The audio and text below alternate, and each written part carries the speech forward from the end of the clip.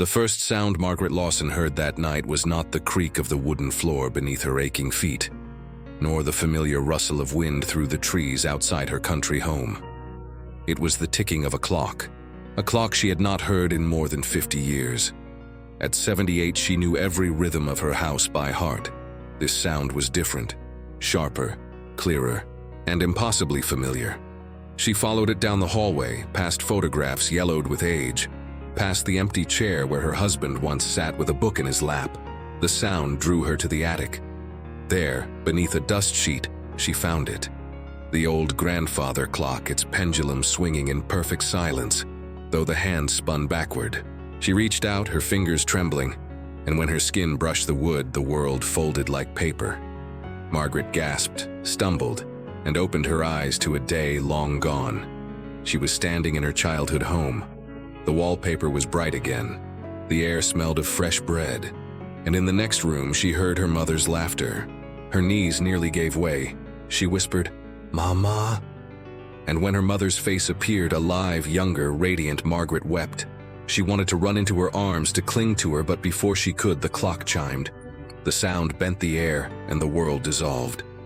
In an instant, she was back in the attic, gasping, clutching the clock's frame. That was the first of many journeys. Each night, when the hands turned backward, Margaret found herself stepping through the fragile film of time.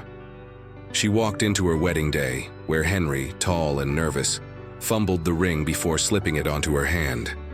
She revisited the birth of her daughter, the smell of talcum powder and lavender filling the room. She even returned to quiet afternoons when her children played in the yard, and she, young and strong, hung laundry on the line. But the clock did not only show her joy, it pulled her to darker places as well. The night Henry did not come home, the hospital corridor where she heard the words, "I'm sorry, there was nothing we could do." It brought her to the roadside where her son's car had twisted into metal.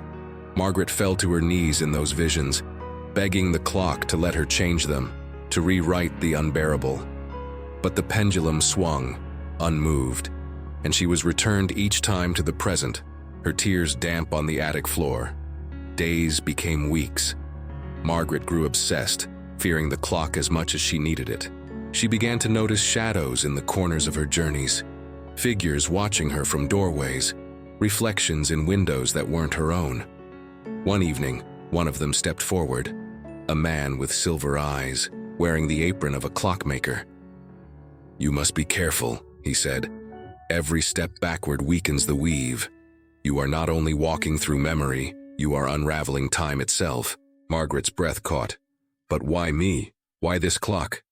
The man's eyes softened. "Because your heart still longs, and longing, unchecked, is the strongest force in the world, strong enough to mend or to break." The next time the clock pulled her, it was not to her own past, but to a future. She stood in a quiet square, buildings unfamiliar, children playing by fountains she had never seen. On the wall of a library, a plaque bore her name, not for her years as a teacher, nor for her kindness, but for one act: the woman who kept the hours. Strangers passed by, touching the plaque with reverence. Margaret's chest swelled with confusion and awe. The clockmaker appeared beside her. "This is the legacy of one who learns, who accepts. But it is not yet yours. You have one final choice." She was shown a vision. Henry again alive, young, his hand outstretched. She could reach for him, hold him, keep him in this place, tear the weave of time to claim her love again. Or she could let him go, return to her own hour, and seal the fractures the clock had opened. Her soul trembled. She wanted Henry's hand more than anything. But then she remembered her daughter's eyes, her granddaughter's laugh, the countless students who had once called her Mrs. Lawson. She remembered the lives still connected to hers, fragile threads that would unravel if she pulled too hard. Margaret's hand rose, hovered over Henry's, then fell back to her side. Tears streamed down her face. "I love you, always, but I must let you go." Henry smiled, fading like mist, and in that moment the cracks of time sealed. The shadows disappeared, the clock's pendulum stilled. When Margaret opened her eyes again, she was in her attic. The grandfather clock stood silent, its hands frozen at midnight. She touched its wood, now cool, and whispered, "Thank you." From that night on, she no longer feared her memories. She told her grandchildren stories she had once kept locked away, of love, of sorrow, of laughter that outlasted loss. And in every story, she found healing. When she passed, the clock was discovered by her family. It never ticked again.